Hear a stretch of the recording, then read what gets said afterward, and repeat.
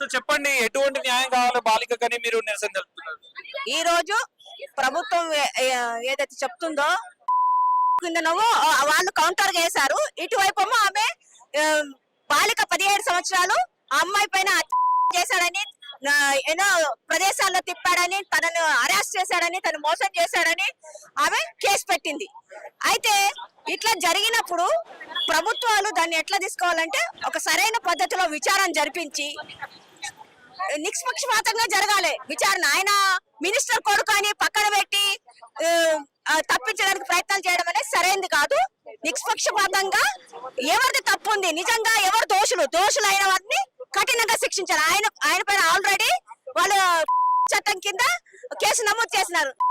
చట్టం కింద కేసు నమోదైనప్పుడు వెంటనే అరెస్ట్ చేయాలి అతన్ని. కానీ ఇప్పటి వరకు పోలీసు వాళ్ళు అరెస్ట్ చేయలేదు. అంటే దీంట్లో చిత్తశుద్ధి లేదనేది అర్థమవుతుంది. అదే మినిస్టర్ కొడుకు కాకుండా వేరే అతను సామాన్య వ్యక్తి అయిన ఉంటే ఇప్పటి వరకు అరెస్ట్ చేసేవాళ్ళు. మినిస్టర్ కొడుకు కాబట్టి ఇప్పటి వరకు అరెస్ట్ చేయలేదు. ఈ విధంగా చట్టం దృష్టిలో అందరూ సమానం అని చెప్పినప్పుడు ఈ విధంగా ఎందుకు తేడాలు చూపెడుతున్నారు? ఈ విధంగా చేయడం కరెక్ట్ కాదు. నిజంగా బాలిక పైన జరిగి ఉంటే అందులో ఇతను నేరస్తుడని తేలితే తప్పకుండా కఠినంగా శిక్షించాలని మేము కోరుతున్నాము. అంతేకాకుండా ఈ రోజు ప్రభుత్వాలు గాని లేకపోతే పోలీసులు గాని కోర్టులు గాని మహిళల పట్ల ఎలా వ్యవహరిస్తున్నారనేది ఈ రోజు మనకు తెలుస్తుంది. అనేక కేసులో ఈ రోజు ఉన్నావో కేసు మీ అందరికి తెలుసు. ఉన్నావో కేసులో మొత్తం ఫ్యామిలీని చంపేశారు.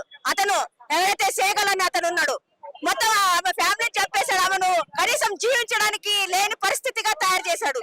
మా కటువ హత్రాస్ లో అనేక సంఘటనలు జరిగాయి. బీజేపీ అధికారులు ఉన్న ప్రతి రాష్ట్రంలోనూ మహిళల పైన అమ్మాయిల పైన అత్యాచారాలు జరుగుతున్నాయి. దాంట్లో మెయిన్ గా బీజేపీ నాయకులు చాలా మంది ఇన్వాల్వ్ అయి ఉన్న సంగతి బయటకు వస్తుంది. కాబట్టి దీన్ని ప్రతి ఒక్కరు కూడా గుర్తించి మహిళల పట్ల ఈ ప్రభుత్వాలు చేస్తున్న వాటికి వ్యతిరేకంగా పెద్ద ఎత్తున ఉద్యమానికి ముందుకు రావాలి. అందులో భాగంగానే ఈ రోజు అన్ని మహిళా సంఘాలు, విద్యార్థి సంఘాలు, యువజన సంఘాలు కలిసి ఈ నిరసన ప్రదర్శన మేము నిర్వహిస్తున్నాము. బాధితురాలకి తప్పకుండా న్యాయం జరగాలని కోరుతున్నాము. నేరస్తులకు కఠినంగా చట్టం కింద చర్యలు చేపట్టి అతన్ని శిక్షించాలని కోరుతున్నాము. మహిళలకి, అమ్మాయిలకి రక్షణ కల్పించాలి. మద్యము, మాదక ద్రవ్యాలు, ఇంటర్నెట్ బ్యాన్ చేయాలి అని మేము డిమాండ్ చేస్తూ ఉన్నాం. సో కొంతమంది మాట్లాడుతూ ఆ బాలికకి 2019 లోనే 16 ఇయర్స్ అన్నారు. అంటే ఆల్మోస్ట్ ఇప్పుడు 23 ఇయర్స్ ఉండాలి ఆ పాపకి. ఆమె కాదు మేజర్ అని చెప్పేసి ప్రచారం చేస్తారు. ఈ రోజు వచ్చింది ఆమె, ఒకవేళ కాకపోయినప్పటికీ కూడా మేజర్ అయినప్పటికీ కూడా ఆమె ఏదైతే కేసు పెట్టిందో దాని ఆధారంగా విచారణ జరిపించండి. ఏది నిజం అనేది బయటకు వస్తుంది కదా. ఆమె ఏది కూడా బయటకు వస్తుంది. అప్పుడు ఎంత దాచిపెడతా అది ఏమి తాగదు, బయటకు వస్తుంది. ఒకవేళ ఆమె మేజర్ అయినప్పటికీ కూడా ఆమె ఏదైతే అలిగేషన్స్ చేసిందో బండి భగీరథ్ పైన అది నిజమా కాదా అనేది తేల్చాల్సిన బాధ్యత ఎవరిది? పోలీసులది కదా. విచారణ జరిపించండి. ఎందుకు భయం? ఎందుకు? తన కొడుకు ఏం తప్పు చేయనప్పుడు భయపడుతున్నారు ఎందుకు? మంత్రి గారు భయపడాల్సిన అవసరం లేదు. బహిరంగంగా చర్చ జరగాలి, పోలీసులు విచారణ జరగాలి, అందులో దోషులు ఎవరు తేలాలి, దోషులకు కఠినమైన శిక్ష పడాలి. ఈ రోజు యాక్చువల్లీ పోలీసులు నోటీసులు ఇచ్చి 2 గంటలకి మీరు పోలీస్ స్టేషన్ లో హాజరు కావాలంటే ఇప్పటి వరకు తను పోలీస్ స్టేషన్ ముఖం కూడా చూడలేదు. దీన్ని ఎలా చూడొచ్చు? అవునండి, ఇప్పుడు పోలీసులు ఏదో నామకు వాస్తే చేశారు, అంతేగాని వాళ్ళకు నిజంగా చిత్తశుద్ధి. పోలీసులు ఎట్లా అరెస్ట్ చేస్తారు? పైన ఎస్పీ చెప్పాలి. ఆ ఎస్పీకి ఎవరు చెప్పాలి? ముఖ్యమంత్రి చెప్పాలి. ఆ ముఖ్యమంత్రి ఏంటి అంత ఆల్రెడీ బీజేపీతోని కలిసి ఉన్నాడు. మరి ఇవన్నీ ఉన్నప్పుడు ఎట్లా అరెస్ట్ అవుతారండి? మీరు ఇందాక అడిగింది కదా కేసు మేజర్ అని. పెట్టేటప్పుడు ఏజ్ చూస్తారు. ఫస్ట్ చూసేది ఏజే కదా. ఏజ్ ఏంటంటే పెట్టేది, లేకపోతే పెట్టారు కదా. మరి అవన్నీ లేకుండానే పెట్టిందా కేసు? ఫస్ట్ కేసు పెట్టేసి కేసు నీరు కాచడానికి ఇప్పుడు ఇట్లాంటివి సృష్టించినారంటారా? అంటే అండి తప్పక అట్లనే ఉంటది. ఎందుకంటే వాళ్ళ చేతిలో అధికారం ఉంది కాబట్టి వాళ్ళు ఆ ఏజ్ ను కూడా స్కూల్లో వెళ్ళి 10th క్లాస్ అమ్మాయి అంతే ఏజ్ ను కూడా వాళ్ళు అటు ఇటు చేయగలరు, ఖచ్చితంగా చేయగలరు.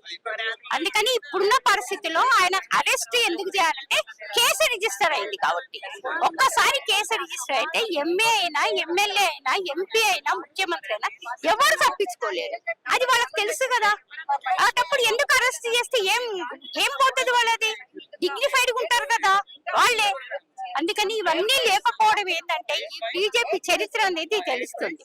అత్రాస్ అనే సంఘటన, దళిత అమ్మాయి ఆమె చేసి ండి దాన్ని కవర్ చేయడానికి జర్నలిస్టులు పోతే లేడీస్ వాళ్ళ మీద ఊపా కేసు పెట్టిండ్రు. ఎన్ని జరిగినాయి? ఎంపీ ఒక ఆయన బ్రిజ్ భూషణ్ అని ఆయన అథ్లెటిక్స్ వీళ్ళంతా ఆడేవాళ్ళు చేసిండని చెప్తే ఆయన మీద కేసే లేదు. ఎంపీ ఆయనకు మళ్ళీ టికెట్ వచ్చింది, మళ్ళీ గెలిచింది. ఏంటి ఇవన్నీ? వాళ్ళ హిస్టరీ అటువంటిది. అందుకనే బీజేపీ మాత్రం హిస్టరీ ఇటువంటిది. వాళ్ళకు స్త్రీలకు న్యాయం చెయ్యరు వాళ్ళు. అందుకని ఈ విషయంలో న్యాయం వాళ్ళే మాట్లాడుతూ స్త్రీలకు న్యాయం చేస్తాం, స్త్రీలకి సమాన హక్కులు ఉండాలని చెప్పేసి 33% రిజర్వేషన్ తీసుకొస్తామని మాట్లాడుతున్నారు. 33% రిజర్వేషన్ అది ఒక పెద్ద కుట్ర అండి. అది డీలిమిటేషన్ తో ఆధారపడి ఉన్న కుట్ర.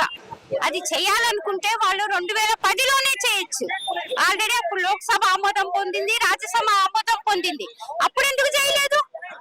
కేవలం 2029 ఎన్నికల ముందు చేసి సానుభూతి పొందాలనే దాంతోని ఒక ఎత్తుగడగా ఆయన ఈ రిజర్వేషన్ తీసుకొచ్చింది. అంతేగాని నిజంగా చేయాలని లేదు.